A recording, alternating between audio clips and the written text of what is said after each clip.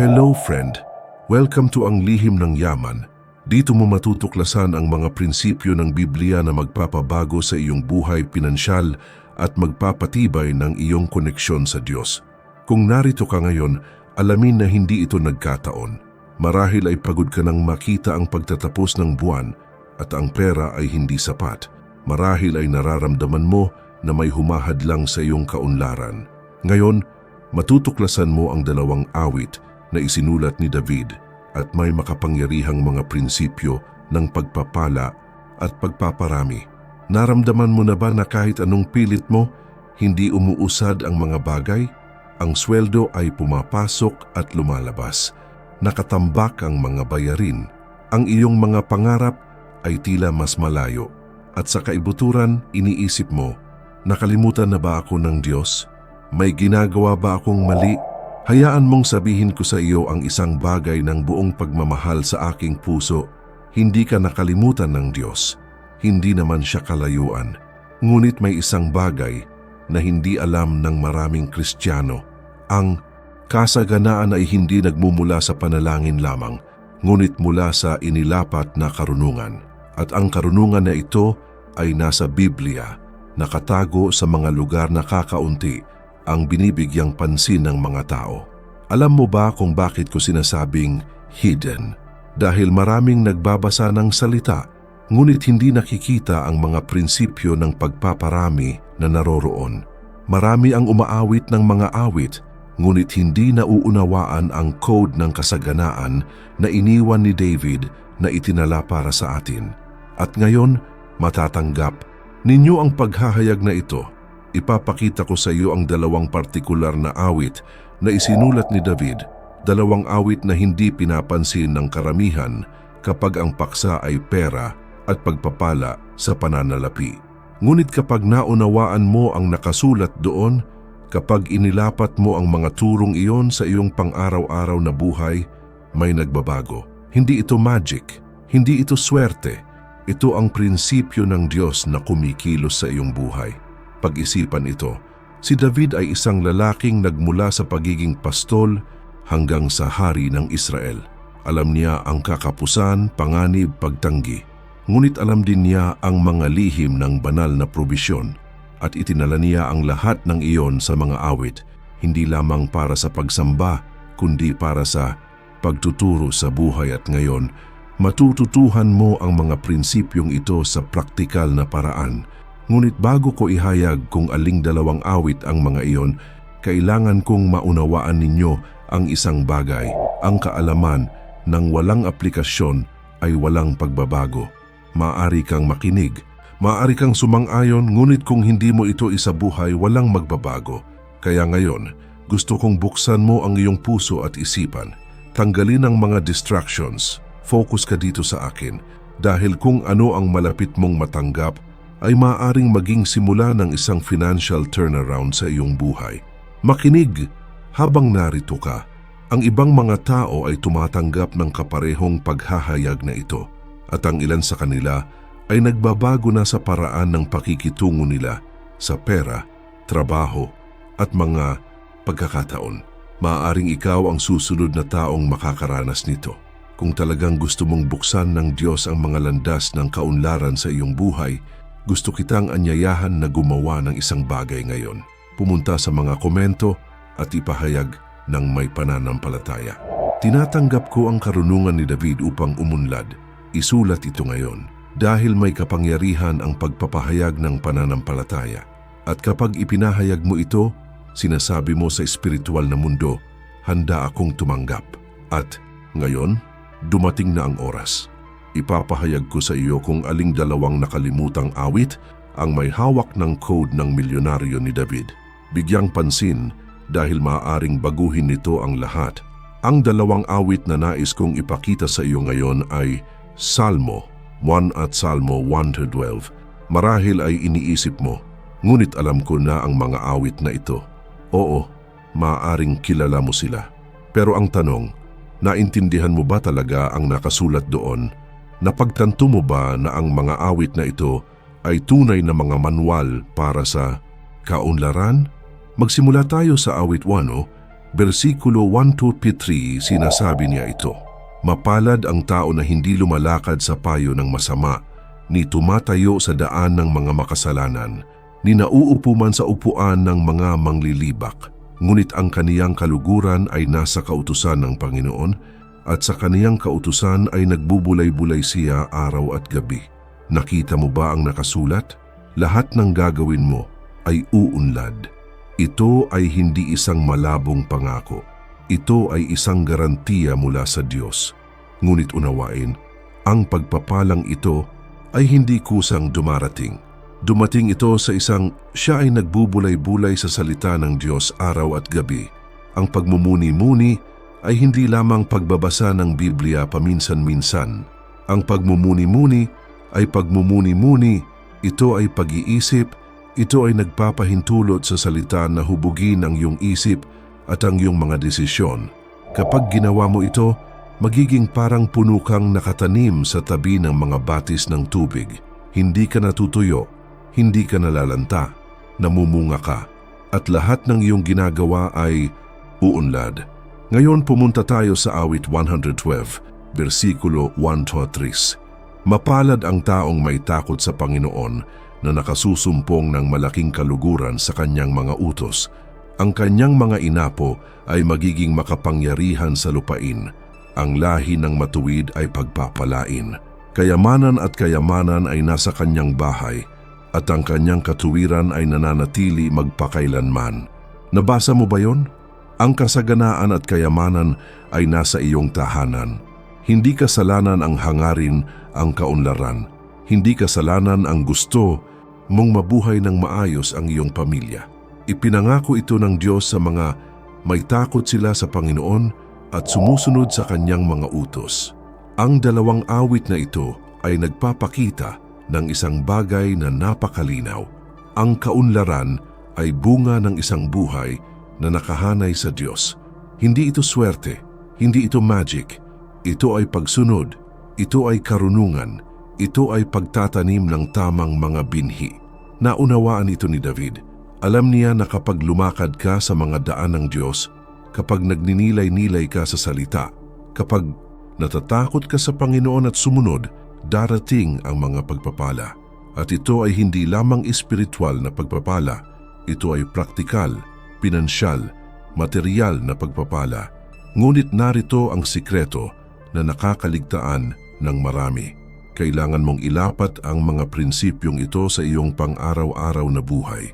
Walang silbi ang pagbabasa lamang ng mga awit at pag-asa na mahuhulog ang pera mula sa langit. Kailangan mong gumawa ng matalinong mga desisyon. Kailangan mong magtrabaho ng may kahusayan. Kailangan mong maging tapat sa iyong pananalapi. Kailangan mong maghasik ng bukas palad, dahil ang pagpapala ng Diyos ay gumagana sa pamamagitan ng mga prinsipyo. At kapag sinunod mo ang mga prinsipyong iyon, pinapagana mo ang kasaganaan sa iyong buhay. Ngayon, alam ko na kung ano ang maaari mong isipin, ngunit paano ko ito ilalapat? Paano ko isasagawa ang mga awit na ito? Huwag kang mag-alala. Ipapakita ko sa iyo iyon sa isang sandali. Ngunit una, kailangan kong sabihin sa iyo ang isang totoong kwento ng isang taong nakatuklas ng mga alituntuning ito at nakakita ng ganap na pagbabago sa kanilang buhay. Dahil kapag naunawaan mo ang kapangyarihan ng inilapat na salita, ang lahat ay nagsisimulang magbago. May 100 pesos na lang ang natitira sa kanyang bank account. 3 bata ang pakainin, nawalan ng trabaho ang kanyang asawa, at natambak na ang mga utang. Hayaan mong sabihin ko sa iyo ang kwento ng Lorna, taga Taguig City. Si Lorna ay palaging isang babaeng may pananampalataya. Nagsisimba siya, tuwing linggo nagdasal bago matulog, at nagbabasa ng Biblia tuwing magagawa niya. Ngunit kahit na ang kanyang buhay sa pananalapi ay isang kalamidad, bawat buwan ay pareho ang pakikibaka, pagbabayad ng upa, pagbili ng pagkain, pagsisikap na mabuhay. At hindi niya naintindihan, "Panginoon, bakit hindi gumanda ang buhay ko? Pinaglilingkuran kita. Dalangin ko, ano ang kulang sa akin?"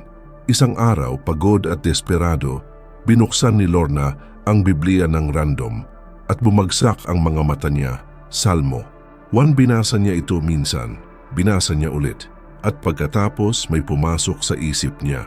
Napagtanto niya na pagnilayan ang salita ito ay hindi lamang tungkol sa pagbabasa. Ito ay tungkol sa pagpayag na gabayan ito sa iyong mga pagpipilian. Noong gabing iyon, gumawa siya ng desisyon. Tumigil siya sa pagrereklamo tungkol sa sitwasyon at nagsimulang kumilos ng matalino. Kinuha niya ang 500 pesos na iyon at sa halip na gastusin sa anumang bagay, nanalangin siya at humingi ng patnubay sa Diyos. Ang sagot ay dumating sa anyo ng isang simpleng ideya, gumawa ng mga lutong bahay na merienda upang ibenta sa kapitbahayan. Nagsimula sa maliit si Lorna. Bumili siya ng mga murang sangkap, gumawa ng lumpia at turon at ibinenta ang mga ito door to door. Sa unang araw, kumita siya ng 200 pesos. Ito ay hindi gaanong, ngunit ito ay isang simula. Nagpasalamat siya sa Diyos, muling namuhunan ng pera at nagpatuloy. Araw-araw, nagninilay-nilay siya sa awit bago magtrabaho. Humingi siya ng karunungan. Gumawa siya ng tapat na mga desisyon. Maganda ang pakikitungo niya sa kanyang mga customer.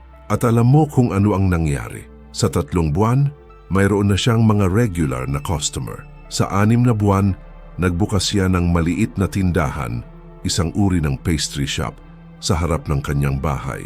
Sa 1 taon siya ay kumikita ng higit sa kinikita ng kanyang asawa sa dati nitong trabaho. Ngunit ang pinakamahalagang bagay ay hindi lamang ang pera. Ito ay ang panloob na pagbabago. Naintindihan naman, iyon ni Lorna, pinagpapala ng Diyos ang mga kumikilos ng may karunungan. Hindi lang siya nakaupo at naghihintay ng milagrong bumagsak mula sa langit. Inilapat niya ang mga prinsipyo ng salita, gumawa ng may pananampalataya at dumami ang Diyos. Ngayon, walang utang si Lorna. Tinutulungan niya ang ibang kababaihan sa komunidad na magsimula ng sarili nilang negosyo. And she always says the same thing. Hindi ako yumaman magdamag, pero nang tumigil ako sa pagdarasal at nagsimulang kumilos ng matalino, nagbago ang lahat. Marahil ay nakikilala mo ang kwento ni Lorna. Marahil ikaw rin ay pagod na sa pag-survive lang. Ngunit makinig, ang parehong salita na nagpabago sa kanyang buhay ay magagamit mo. Ang parehong mga prinsipyo na nagtrabaho para sa kanya ay maaari ring gumana para sa iyo. Kung naantig ang iyong puso sa kwento ni Lorna, pumunta sa mga komento ngayon at isulat, "Ako ay uunlad sa banal na karunungan." Iwanang nakatala ang deklarasyon na iyon dahil kapag idineklara mo, ito pinapagana mo ang iyong pananampalataya para sa pagkilos. Ngayong alam mo na ang mga awit at nakita mo na ang kapangyarihan nito sa buhay ng mga totoong tao, punta tayo sa kung ano talaga ang mahalaga. Paano mo ito ilalapat sa iyong buhay ngayon? Ang unang alituntunin na nais kong ituro sa iyo ay ito: ang kaunlaran ay nagsisimula sa isip, at ang isip ay nababago ng salita ng Diyos. Sinasabi sa awit 1 na ang taong pinagpala siya ay nagbubulay-bulay sa batas ng Panginoon araw at gabi. Ngunit ano ang ibig sabihin nito sa pagsasanay? Nangangahulugan ito na hindi mo maaaring payagan ang iyong isip na dominado ng mga pag-iisip ng kakulangan, takot at pagkatalo. Kailangan mong pakainin ang iyong isip ng katotohanan ng Diyos. Alam mo ba kung ano ang pinakamalaking problema para sa maraming tao? Paulit-ulit nilang inuulit ang mga parirala tulad ng hinding-hindi ako aalis dito, hindi para sa akin ang pera, palagi akong magiging mahirap. At alam mo kung ano ang nangyayari? Naniniwala ang isip. At kapag ang isip ay naniniwala dito, ang katawan ay kumikilos ng naaayon. Ngunit kapag nagninilay-nilay ka sa salita, kapag inuulit mo ito sa iyong sarili, lahat ng gagawin ko ay uunlad. Kapag nagdeklara ka, ang kasaganaan at kayamanan ay nasa aking bahay. May nagbabago sa loob mo. Nagsisimula kang makakita ng mga pagkakataon. Magsisimula kang gumawa ng iba't ibang mga desisyon. Magsisimula kang kumilos ng may pananampalataya. Hayaan akong magbigay sa iyo ng isang praktikal na halimbawa. Kapag nagising ka sa umaga, bago kunin ang iyong telepono, bago tumingin sa masamang balita, gumugol ng 5 minuto sa pagmumuni-muni sa isang taludtod. Maaaring ito ay awit 103, maaaring ito ay awit 112.3. Basahin ito ng malakas, ipahayag ito sa iyong buhay. Salamat sa Diyos sa mga biyayang darating pa. Binabago nito ang lahat dahil pinoprograma mo ang iyong isip para sa kaunlaran, hindi kakulangan. Ngunit magkaroon ng kamalayan. Ang pagmumuni-muni sa salita ay hindi nagpapaliban sa iyo sa paggawa. Ito ay hindi exempt sa iyo mula sa pagpaplano. Ito ay hindi exempt sa iyo mula sa pagiging responsable sa pera. Ang pananampalatayang walang gawa ay patay, gaya ng sinasabi ng Santiago Kabanata 2, versikulo 26. Kaya nagmumuni-muni ka, naniniwala ka, ngunit ikaw dinidad, nagtatrabaho ka ng may kahusayan, maganda ang pakikitungo mo sa mga tao, tapat ka sa negosyo, nag-iipon ka ng kaunti bawat buwan, naghahasik ka ng sagana, dahil ang pagpapala ng Diyos ay hindi gumagana sa isang vacuum. Ito ay gumagana kapag iniayon mo ang iyong pananampalataya sa iyong mga aksyon. At alam mo kung ano ang maganda, kapag ginawa mo iyon, magiging katulad ka ng punong iyon sa awit 1. Isang punong nakatanim sa tabi ng agos ng tubig. Hindi umaasa sa ulan para mabuhay dahil palagi itong pinagmumulan. Katulad nito, kapag nakaugat ka sa salita, hindi ka umaasa sa mga panlabas na pangyayari. Mayroon kang panloob na pinagmumulan ng lakas, karunungan at probisyon. Kung ang turong ito ay sumasalamin sa iyo, may gusto akong itanong sa iyo. Pakilike ang video na ito ngayon dahil ito ay nagpapakita sa Diyos at sa mundo na ikaw ay nakatuon sa iyong pagbabago. At mag-subscribe sa channel, i-activate ang notification bell dahil dito sa Ang Lihim ng Yaman, linggo-linggo ay may mga makapangyarihang revelasyon tulad nito na tutulong sa iyo na umunlad ng may karunungan at pananampalataya. At marami pa dahil ang unang prinsipyo ay pagmumuni-muni, ngunit may pangalawang prinsipyo na mas praktikal. At ang prinsipyong iyan ay nakatago sa awit 102. Manatili sa akin dahil ito ay higit na magbubukas ng iyong mga mata sa kung paano pinarami ng Diyos ang pananalapi ng mga sumusunod sa Kanya. Ang awit 112 ay nagsisimula sa isang malakas na parirala. Mapalad ang taong may takot sa Panginoon, at pagkatapos ay sasabihin niya, ang kasaganaan at kayamanan ay nasa iyong tahanan. Ngunit ano ang ibig sabihin ng pagkatakot sa Panginoon? Hindi ito tungkol sa pagkatakot sa Diyos. Ito ay tungkol sa pagkakaroon paggalang, ay upang magkaroon paggalang nangangahulugan ito ng pagkilala na Siya ang Panginoon ng iyong buhay at pananalapi. Kapag may takot ka sa Panginoon, hindi ka mandaya sa trabaho, hindi ka nagsisinungaling para kumita, hindi mo pinagsasamantalahan ang mga tao, hindi ka nabubuhay ng hindi tapat. Bakit? Dahil alam mong nakatingin ang Diyos. At alam mo na ang pagpapala ng Diyos ay hindi tungkol sa maruming pera.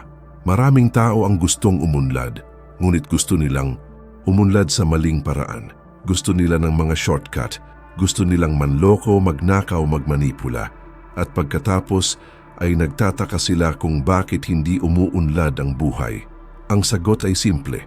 Ang pagpapala ng Diyos ay wala sa kung ano ang hindi tapat. Ngunit kapag kumilos ka ng may integridad, kapag nagtatrabaho ka ng tapat, kapag tinatrato mo ang mga tao ng patas, nakikita ng Diyos at pinararangalan niya iyon. Binuksan niya ang mga pinto na hindi kayang isara ng sinuman.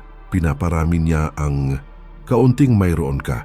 Inilalagay ka niya sa mga lugar na hindi mo akalain. Sa pagsasalita nito, hayaan mong sabihin ko sa iyo ang isang mahalagang bagay na maaaring mas mapabilis ang pagbabagong ito sa iyong buhay.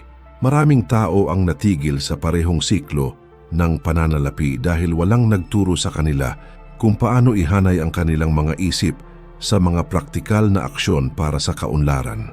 May pananampalataya sila, ngunit walang diskarte. Nagdarasal sila, ngunit hindi sila nagpaplano. Ito ay nasa isip na naghanda ako ng isang makapangyarihang piraso ng material na tinatawag na ibahin ang iyong mindset at mabilis na paramihin ang iyong pananalapi. Hindi ito basta-bastang material. Ito ay isang espiritual at praktikal na gabay na magpapakita sa iyo kung paano lampasan ang mental at financial blocks na pumipigil sa iyong paglaki. Ito ay magtuturo sa iyo kung paano ihanay ang iyong isip sa matatalinong saloobin ng kasaganaan at maglapat ng mga simpleng estratehiya na bumubuo ng mga tunay na resulta. Ang patnubay na ito ay para sa mga pagod ng mabuhay lamang at gustong mamuhay ng sagana. Ito ay para sa mga nakakaunawa na ang pagbabago ay nagsisimula sa loob at pagkatapos ay nagpapakita sa kanilang mga pananalapi. At tingnan mo, huwag mong ipagpaliban. Sa bawat araw na ipinagpaliban mo ang isang desisyon ay isa pang araw na natigil sa parehong lugar.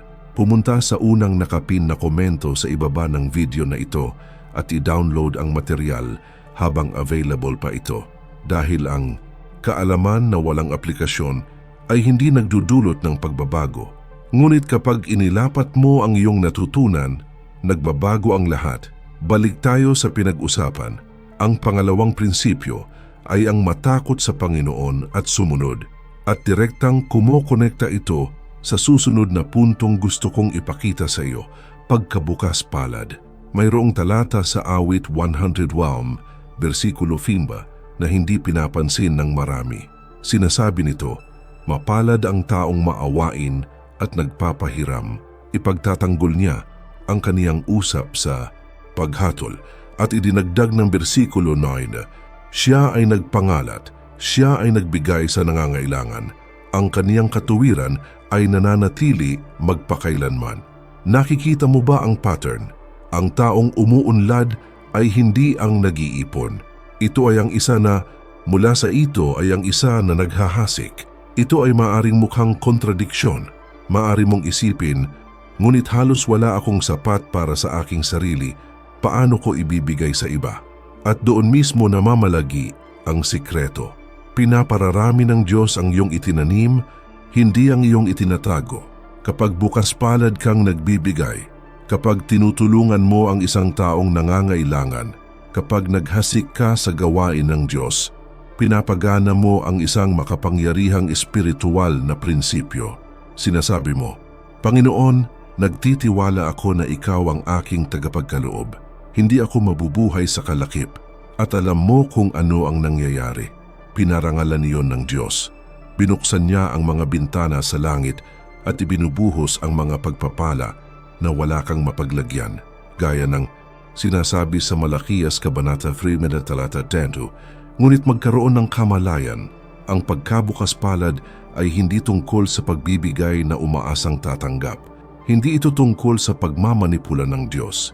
Ito ay tungkol sa pagbibigay dahil mahal mo, dahil gusto mong pagpalain, dahil naiintindihan mo na lahat ng mayroon ka ay galing sa Diyos.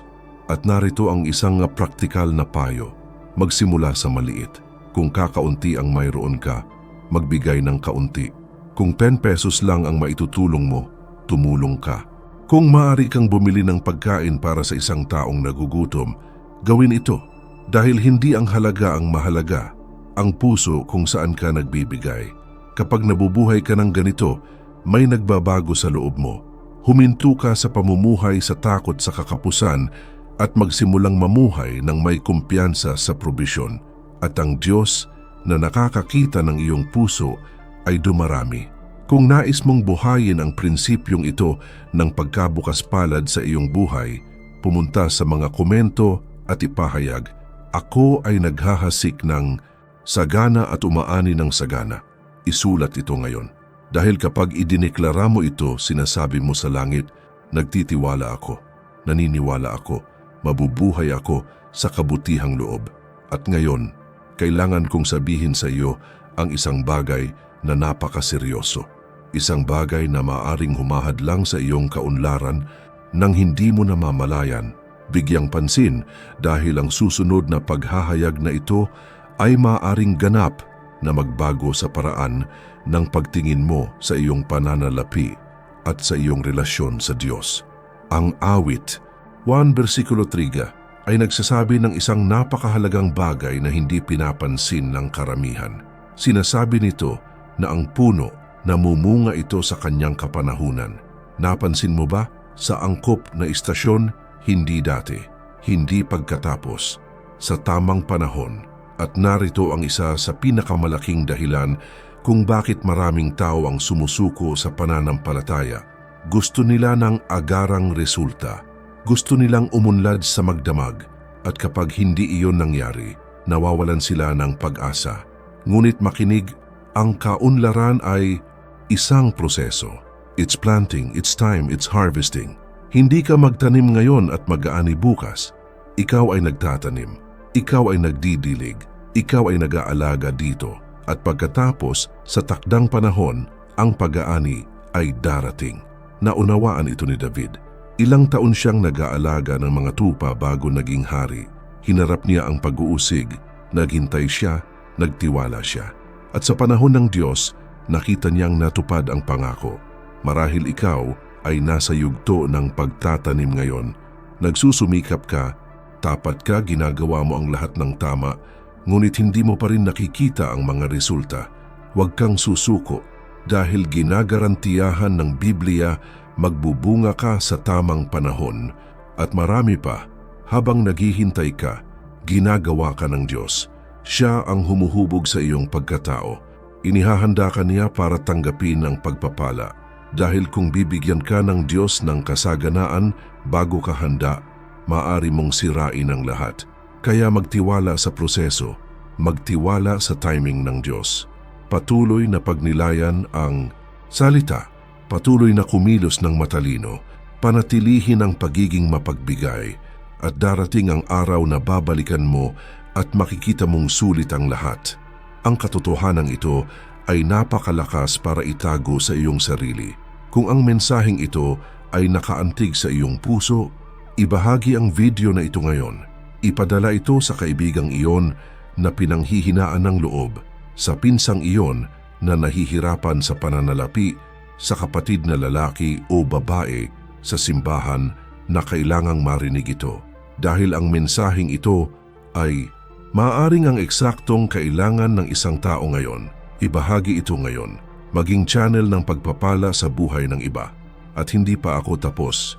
Dahil may huling prinsipyo na kailangan kong ituro sa iyo. Isang prinsipyong nakakalimutan ng marami, ngunit mahalaga sa pagpapanatili ng kaunlaran na ibinibigay sa iyo ng Diyos. Ang awit 112, versikulo 3 ay nagsasabi, ang kasaganaan at kayamanan ay nasa iyong bahay at ang iyong katuwiran ay nananatili magpakailanman.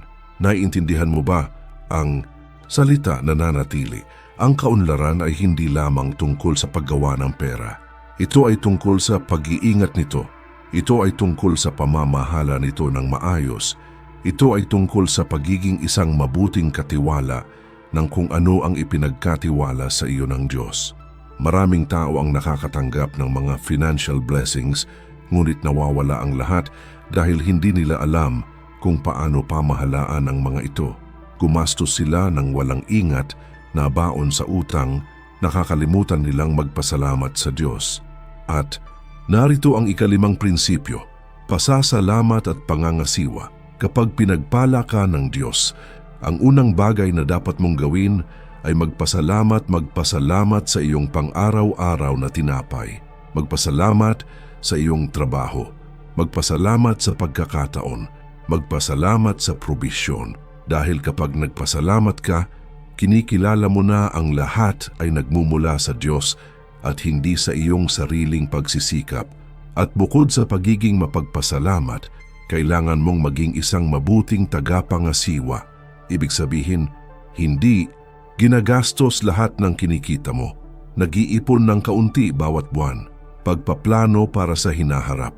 Hindi nangungutang sa mga bagay na hindi kailangan. Marunong mag-invest. Sinasabi ng Biblia sa Kawikaan, Kabanata 21, versikulo 20, sa bahay ng pantas ay may mga kayamanan at langis, ngunit niluluksa ng taong mangmang. Huwag kang tanga, maging matalino. Ingatan mong mabuti kung ano ang ibinigay sa iyo ng Diyos. At kapag ginawa mo iyon, nananatili ang pagpapala. Hindi ito nawawala. Hindi ito nawawala. Dumarami ito. At isang mabilis na paalala. Ang material na nabanggit ko noon ang gabay. Ibahin ang iyong mindset at mabilis na paramihin ang iyong pananalapi. Ito ay magagamit pa rin at makakatulong ito sa iyo sa eksaktong bagay na iyon. Ang pagsasabuhay ng lahat ng iyong natututuhan dito. Marami na ang nag-download nito at inilalapat ang mga turo. Huwag ipagpaliban. Pumunta sa unang nakapin na komento sa ibaba ng video na ito at i-download ito habang available pa ito. Dahil ang pagkakaiba sa pagitan ng mga sumusulong sa mga nananatiling walang pag-unlad ay nakasalalay sa desisyon na ilapat ang kanilang natutunan. Kaya kapatid, narating na natin ang katapusan ng paglalakbay ngayon at gusto kong huminto kasandali at pagnilayan ang lahat ng narinig mo. Natuklasan mo ang dalawang makapangyarihang awit, awit 1 at awit 1-12. Natutunan mo na ang kasaganaan ay hindi swerte, hindi ito magic. Ito ay bunga ng isang buhay na nakaayon sa Diyos at sa Kanyang salita. Natutuhan mo ang 5 mahahalagang alituntunin. Pagninilay sa salita, i-renew ang iyong isip araw-araw. Ang matakot sa Panginoon at sumunod. Kumilos ng may integridad at katapatan upang maging mapagbigay at maghasik. Magbigay ng may pagmamahal, nagtitiwala sa paglalaan ng Diyos. Magkaroon ng pasensya at magtiwala sa oras ng Diyos upang maunawaan na ang pag-aani ay dumarating sa tamang panahon. Ang pagiging mapagpasalamat at pamamahala ng maayos para pangalagaan ang ibinibigay sa iyo ng Diyos ng may karunungan. Ang mga prinsipyong ito ay hindi komplikado, ngunit nangangailangan sila ng pananampalataya, nangangailangan sila ng aksyon, kailangan nila ng commitment. At may gusto akong sabihin sa iyo, maaari kang magbago, maaari kang umunlad, mabubuhay ka sa masaganang buhay na inihanda ng Diyos para sa iyo. Ngunit ito ay nagsisimula sa isang desisyon, ang desisyon na huminto sa pagrereklamo at magsimulang kumilos. Ang desisyon na huminto sa pamumuhay sa kakapusan at magsimulang mamuhay ng may pananampalataya. Ang desisyon na ilapat ang salita ng Diyos sa iyong praktikal na buhay. Kung handa ka na para sa pagbabagong ito, pumunta sa mga komento ngayon at sumulat. Pinipili kong umunlad ng may karunungan at pananampalataya. Iwanang nakatala ang deklarasyon na ito. Dahil kapag idineklara mo ito, pinapagana mo ang isang bagay na makapangyarihan sa espiritual na mundo. Kung nakatulong sa iyo ang video na ito, kung nagdala ito ng kalinawan, pag-asa at direksyon, paki-like ito. Ngayon, nakakatulong ito sa mas maraming tao na mahanap ang mensaheng ito. Subscribe to the Ang Lihim ng Yaman channel and turn on notifications to receive all updates. Dahil bawat linggo ay may bagong nilalaman dito upang tulungan kang umunlad ng may layunin at pananampalataya. At may isa pang bagay, naniniwala ka sa Diyos, alam ko. Ngunit alam mo ba ang akartpo na prinsipyo ng kayamanan na Kanyang iniwan na nakatago sa Biblia? Karamihan sa mga Kristiyano ay hindi, at iyon ay humahad lang sa kanilang kaunlaran. Mag-click ngayon sa video na lumalabas sa iyong screen. Maaaring baguhin ng paghahayag na ito ang lahat. Pagpalain ka nawa ng Diyos, pagpalain ka at ingatan ka. Hanggang sa susunod na video kapatid, sumainyo ang Diyos.